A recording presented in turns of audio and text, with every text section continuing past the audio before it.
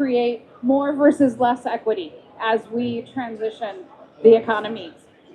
Something that I know everyone here on this panel has a lot of passion about.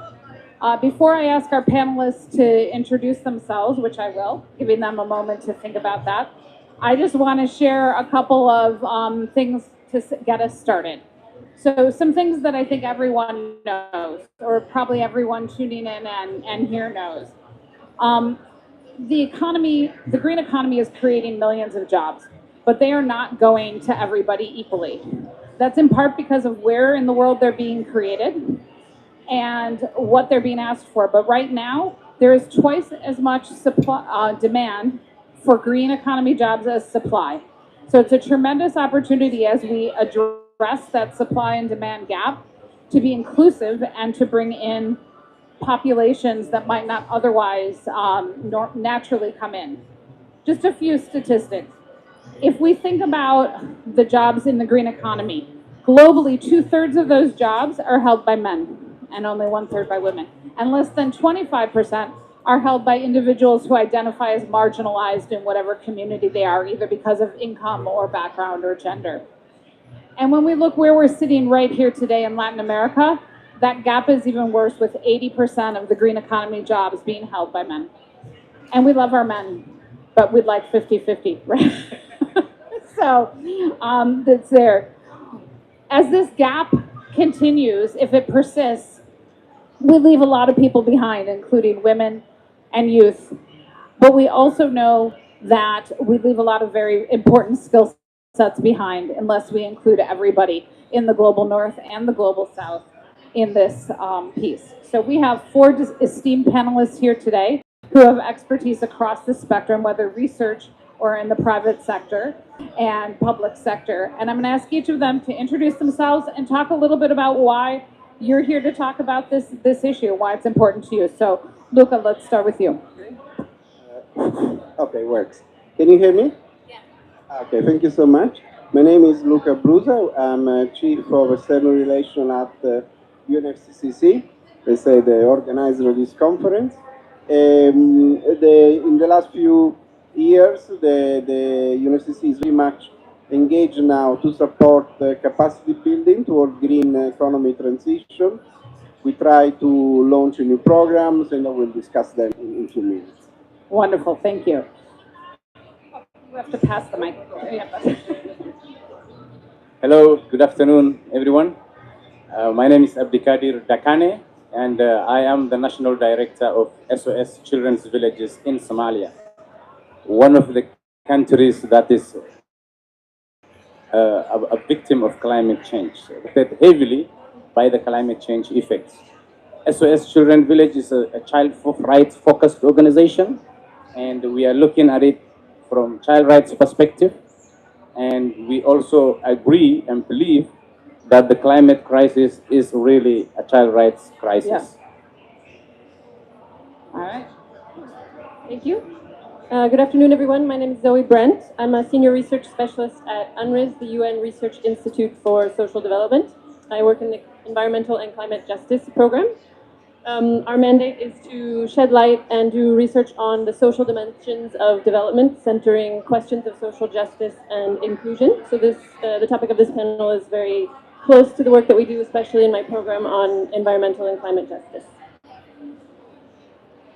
Good afternoon. I am Emmanuel Queiroz. I am the Vice President in charge of Software Development, Cloud, and Sustainability at Capgemini, a global French consultancy company in charge of IT and business transformation. And currently we have 400,000 people working in 50 different countries, and we hold a big part of these green jobs.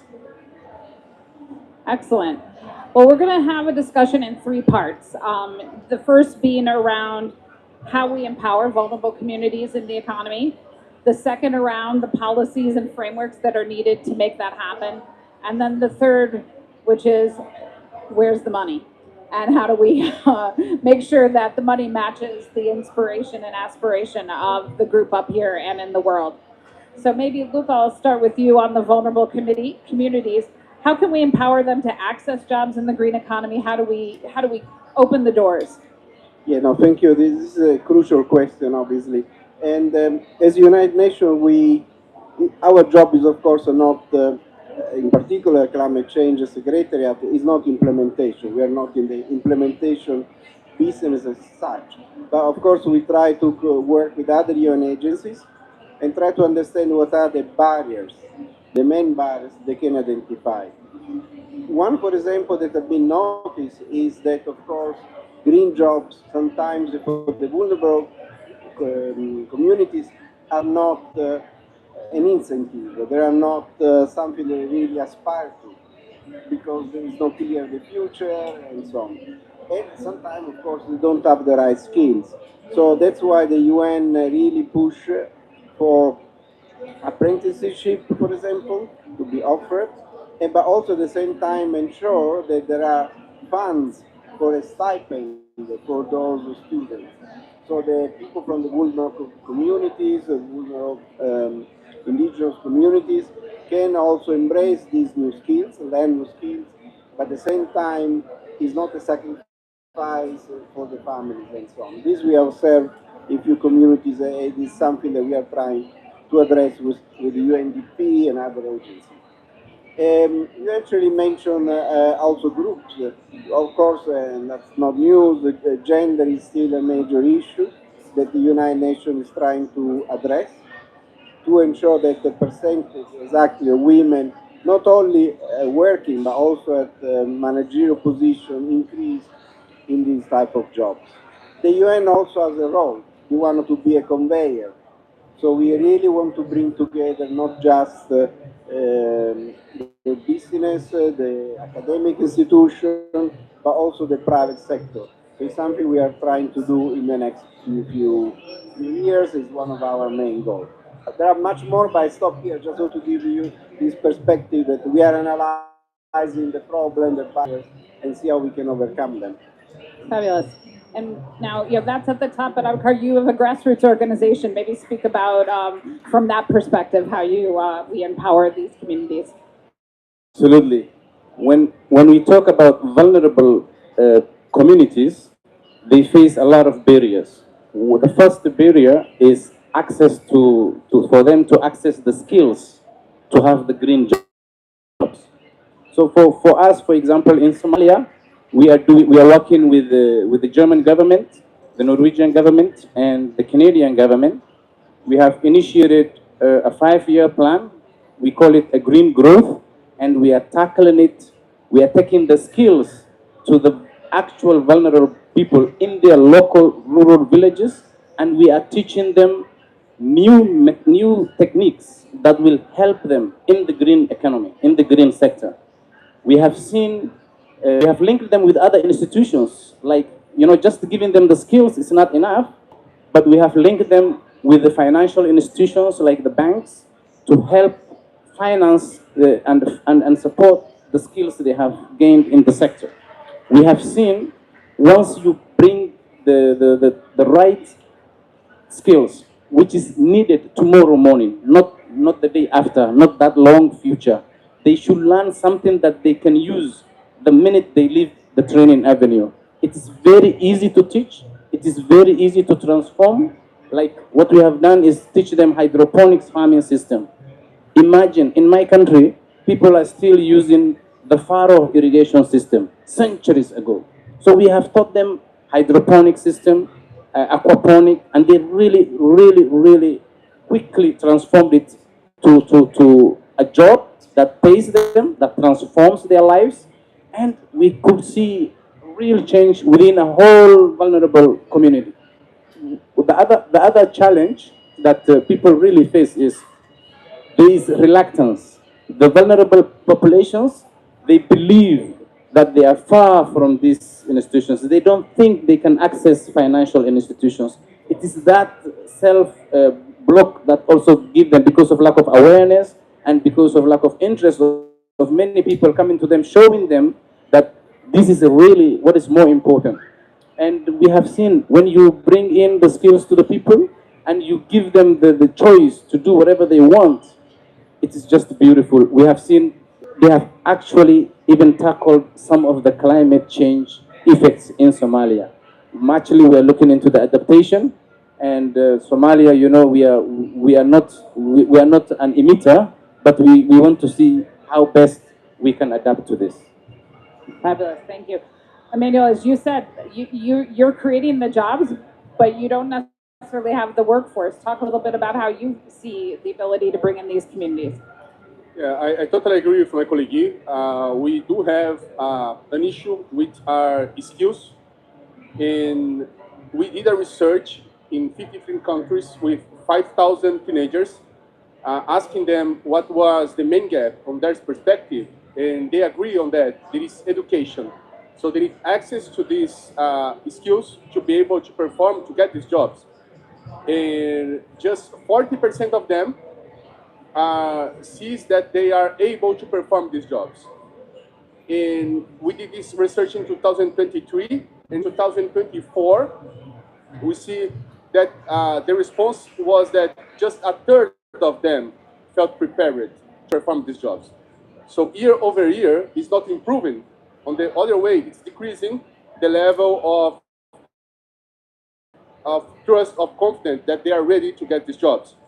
So embracing this responsibility, what we did, we started to provide these skills because we own these skills. Our teams, they own these skills. So it was not enough for us just say that we have lack of expertise in the market, especially in female. It's difficult to find software women in software engineering schools. So we decided to provide free training for the open community, and by now we already trained 100,000 people just in Brazil with software engineering skills. And we just hired a few portion of them, like less than 1%, but the result is that it pays off a lot because the people we hired, the attrition is so low because they are loyal that we expanded the program and we decided to get more vulnerable people who doesn't even have access to internet to be trained. So we decided even to donate our old computers to these people for them to be able to access the training, and then we were able to hire them. And the result is that our attrition came from 30% to 8%. So not just these people are totally loyal and they grow fast, but the other people from the company, they are proud to work in a company doing things like that. So the main result is that we could fulfill the gap of people on open hiring positions we had, and also we reduced our attrition. And as we are preparing a lot of critical mass to the market, our competitors, they don't come to hire our people. They have the skill in the market to be hired. Fabulous. And Zoe, maybe broaden our apertures with your research and what you see globally happening. Thank you for the segue. That's exactly what I was going to do. Yeah, I think any conversation about social inclusion and green economy, we need to take a step back to start and really question certain assumptions about, to start, what kind of jobs are we talking about in the green economy? There's a lot that gets put into sort of a box of that we can sometimes idealize, as I'm sure since it's green, it's great. But actually, when you open that box up, there's a lot of complexity. And part of ensuring that we're actually creating pathways for more thriving and better livelihoods, we need to be ensuring that the jobs that are created in the green economy are good jobs, stable employment, unionized, accessible with codes of conduct that don't reproduce discrimination that people experience in other places, etc. So one sort of step back is to really kind of question our assumptions about what's inside the green economy. But then I think the risk also is if we focus too much on green economy, sometimes it can create a little bit of a kind of tunnel vision looking at formal sector employment, when actually the majority of the world's population is not employed in the formal sector and is engaged in social reproductive or care work or informal jobs. And maybe if they are engaged in the formal sector, it's a small portion of the household income. So in order to actually not miss the realities of the majority of the world's marginalized people, especially in the global south, we have to broaden the scope to see beyond just formal sector jobs and make sure that we're actually addressing those realities. And then third, sometimes there are sort of other factors that we can bolster to make sure that people are set up for success when they do get access to that job. And there, I just want to put on the table, and I'll return to it in the next round, is paying attention to and investing in care and care systems to make sure that people are, maybe the job is there, but they have too many care burdens to allow them to actually take that job. You know, one thing is advertising a position to a woman, but another thing is reducing and redistributing her care burden and addressing all of the social constructions and gender norms about who it is that we imagine or think should be in that job. And that requires not just job creation, that requires rethinking our education systems. Education was mentioned, and it's not only people's internalized beliefs, but also our entire sort of social infrastructure that perpetuates these types of gender norms and exclusions. Thank you so much. And that's a perfect segue into policy. And I don't mean to always be going linear, but we're back to you, Luca, when we start talking about policy and talking about the institutional frameworks we need to put in place to make this happen. No, this is a very important question. Actually, it can start from here, Belém, because what is really, really important is that everything is streamlined in terms of policy. And the highest policy level we have is the so-called NDCs. I'm sure all of you heard about it, the National Determined Contribution.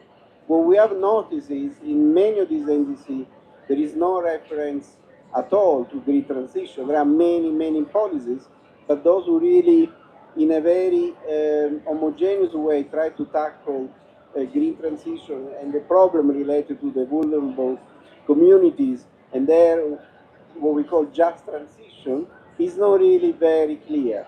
This will come out, it's already mentioned in the synthesis report, but I'm sure that in this COP this will be well, object of discussion, negotiations. There is the NDC agenda item, there is the just transition. I do hope the parties, and I do hope the people that are here today can bring this forward, they will try to put the two together. And somehow, because this is how negotiation works, you might actually take a decision in one agenda item. They really don't care for the other agenda item. We, as UN, we try, of course, to do that matchmaking, but I hope this principle becomes important. So we can go into, I'm sure my colleagues here will go in more detail about local policy or government policy, but let's actually focus on the challenge which are very close, which is the NDC at this COP. Fabulous. It's always good to bring it back to what can we do today or in the next few days. Yeah, exactly. So why don't you talk a bit about, again, the policies that are helping you and maybe those that are getting in the way? Apparently, the policy is good, but the participation of how the policy is developed is what I will rather touch on. We advocate for children and the youth participation in the policy making itself, so that their ideas and their needs is actually reflected there. And once the policy is out for implementation, it will really help children and young people to be in the forefront. One thing is for local production and to support climate change initiatives. It will be good if some of the policymakers to consider incentivizing climate ideas, especially coming from young people, from the vulnerable people, to help them and encourage them. If such policies should be advocated for. In my country, we are now developing these policies. We have the NDC 3.0, they are coming just right after this. And we are advocating and fighting for the participation of the vulnerable community, especially women, children, and young people. Thank you.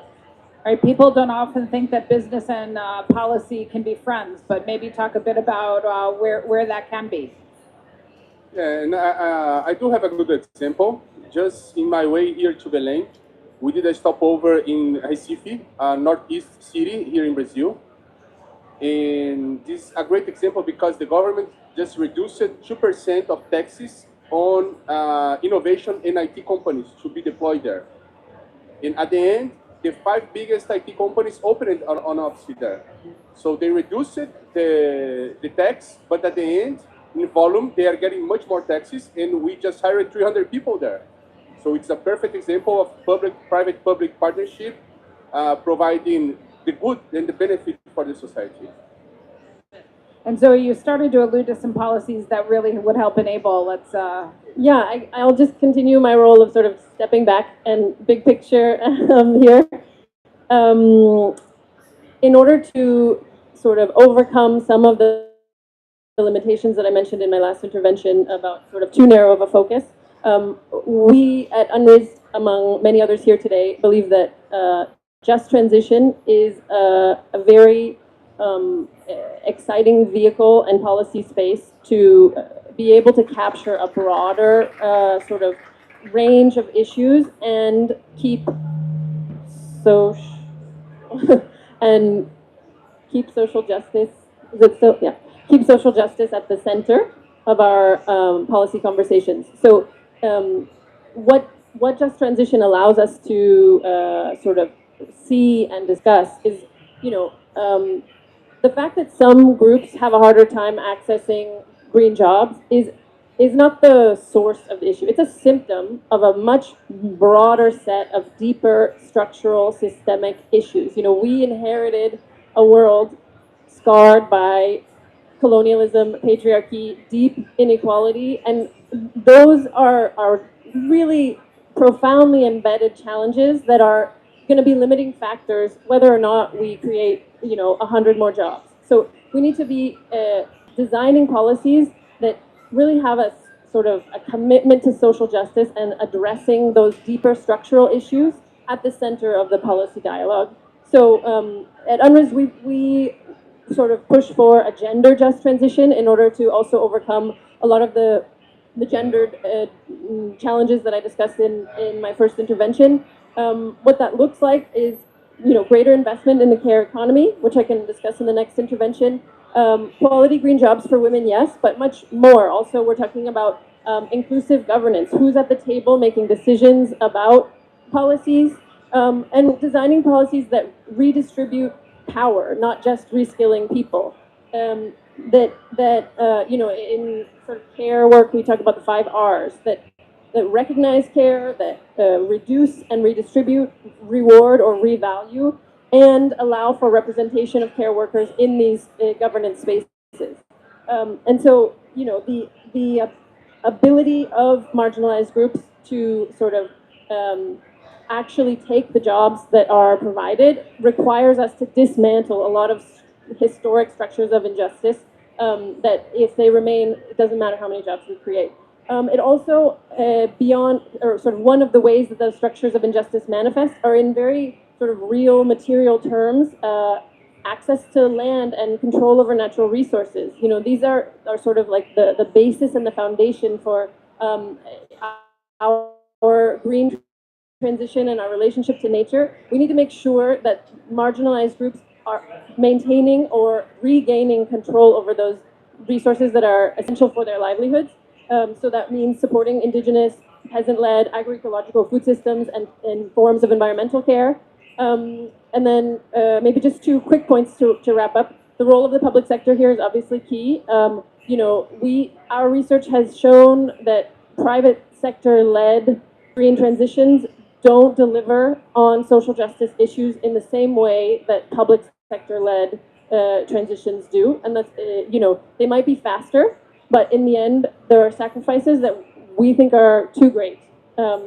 And finally, in the very here and now, in the just transition conversations going on, one very concrete proposal to support and engage in and get interested in is the Belém Action Mechanism, designed and proposed from civil society representing marginalized groups, especially women and gender nonconforming people, in order to create a mechanism that can that can follow through on social justice commitments that we all want to see in the Just Transition Work Program coming out of COP30.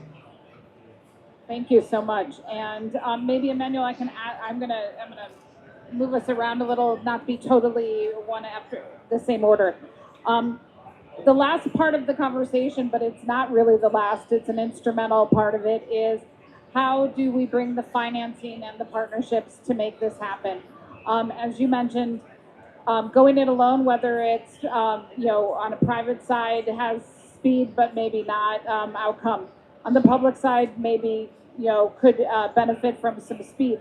So how do we create partnerships and how do we actually get capital to flow in places that it won't naturally without some intervention? So maybe talk about that role.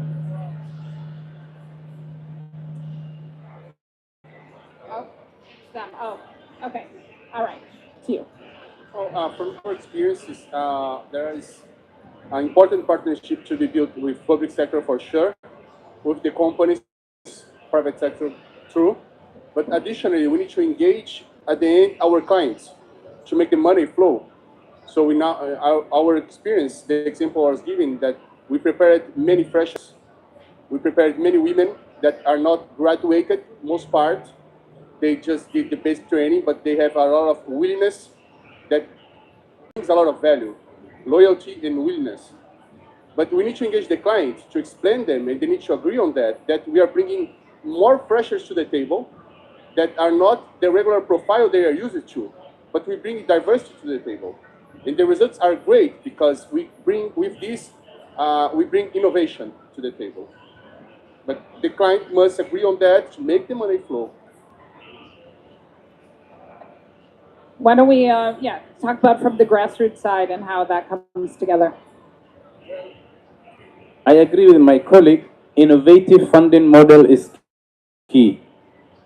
For example, in Somalia, we are doing blended financing. We are supporting this vulnerable population, and we are giving them 70% as a grant because we know they are living below the poverty line, but 30% they have to return it back so that we can support the next beneficiary and continue reaching more. So it's just the start.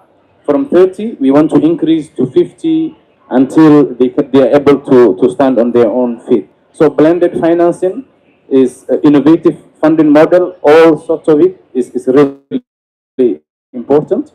The other important aspect is having the private sector. Uh, Unfortunately, we have seen when we talk about the green economy, green jobs, and climate change initiative, we find many of the private sector being risk averse in their nature. And we want them to take more risks to invest and support the vulnerable population. Yeah, that's, I think, with those aspects, we will be able to reach different kind of, having different kind of financial mechanism will be very important. And finally, government and of course the climate funds, the climate dedicated, the GCF or so, should have a clear and a direct injection to the most affected people at the heart. Thank you. And Luca, there's very few organizations, I would argue maybe none, that touch both public and government and philanthropic as well as developmental capital in the way that the UN does. And so maybe you can talk a bit about what you think needs to happen to have those capitals flow, as Abdikar said, to the most vulnerable populations. Yes, that's again a very appropriate question right now. I like what you said sorry, I forgot your name right now, exactly, because it was a very good point he raised. We have a lot of funds out there, including some managed by the World Bank, by the United Nations, and others, and agree. I think he gave the answer. I have to say. We really need to ensure that, the process to release funds to projects is generally done by parties. It's not by the UN bureaucrats. We create a committee, like in the GCF, is a board who decide. And I agree, they do have some criteria. And honestly, I was working for those who are all the CDM, the Clean Development Mechanism, which was something along those lines many years ago. And I was supporting the board. And just toward the end, actually thanks to Brazilian delegates, we start putting elements about vulnerable communities, microcredit, and those elements. We need actually to have more of those criteria in those bodies. So Yeah, I think it was already given by him the answer, but I totally agree. That's the Yeah. way forward. And then Zoe, maybe you can talk to us a bit about, how does this, where are the flows stopping? Where is it working? Where Sure. is it not? Thanks. Yeah, again, I'd like to take a step back and, recognize that we are facing an incredibly challenging moment to see, how we can translate words into fast enough climate action in the green transition.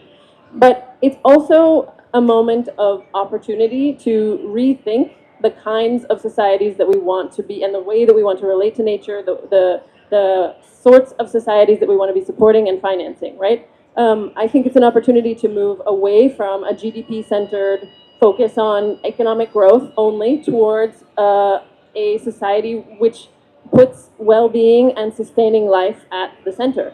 How do we do that? Huge challenge, but it is. I do think it's helpful to remind ourselves that this is one of those pivotal opportunity moments to intervene and restructure and rethink. If I didn't convince you with sort of the ethical or social justice argument, it's also incredibly strategic to do that.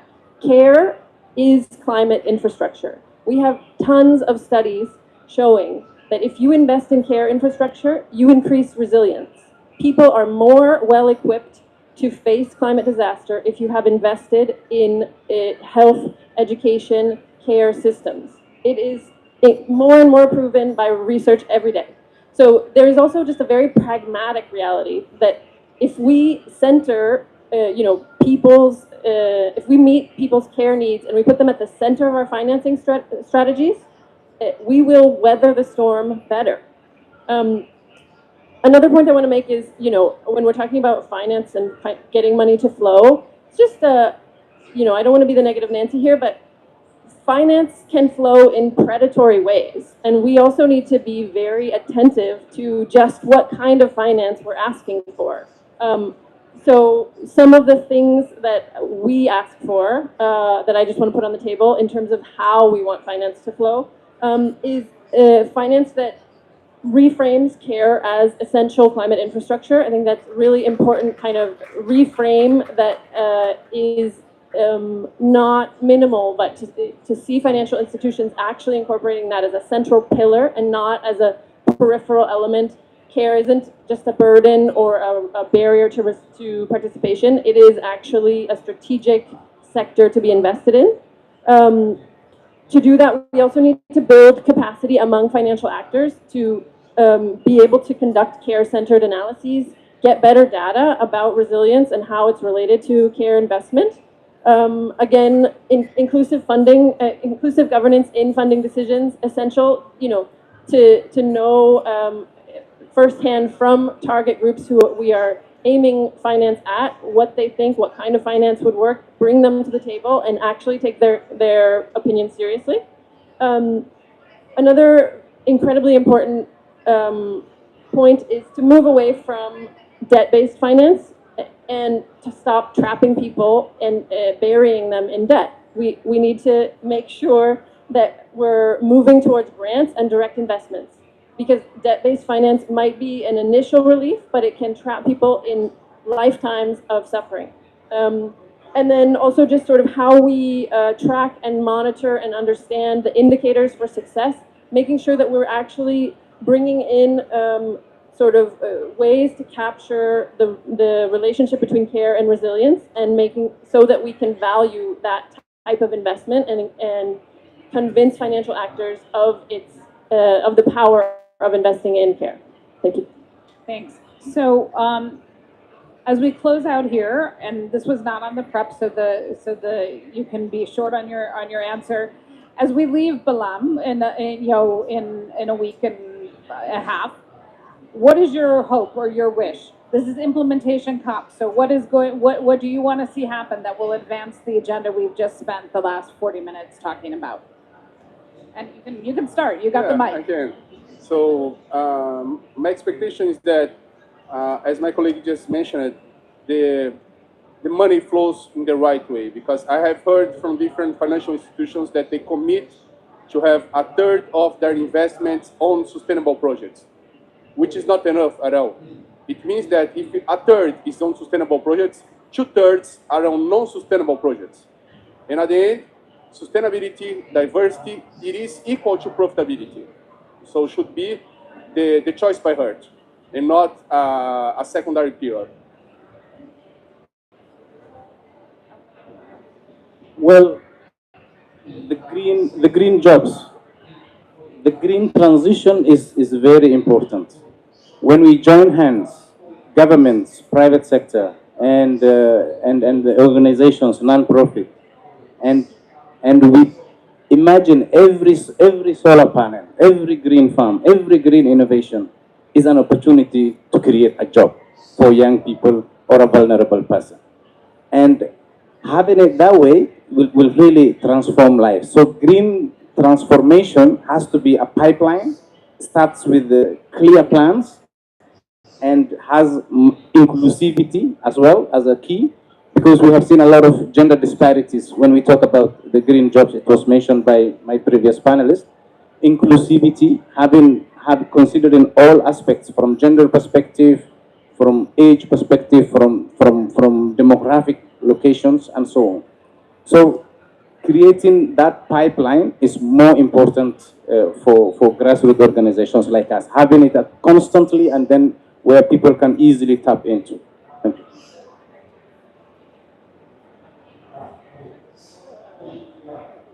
Thanks. Yeah, we are especially watching the Just Transition Work Program and hoping for an emboldened outcome, a strengthened work program that's ready to move into implementation in a more meaningful way. And we see the Bellum Action Mechanism proposal as one very promising way to make that transition from words into action more smooth and guided by the people, guided by principles of social justice and by communities and representatives from most marginalized groups in a way that we feel will best sort of reflect our commitment to social justice and social inclusion. So yeah, Just Transition Work Program, Bellum Action Mechanism. Excellent. And then Luca.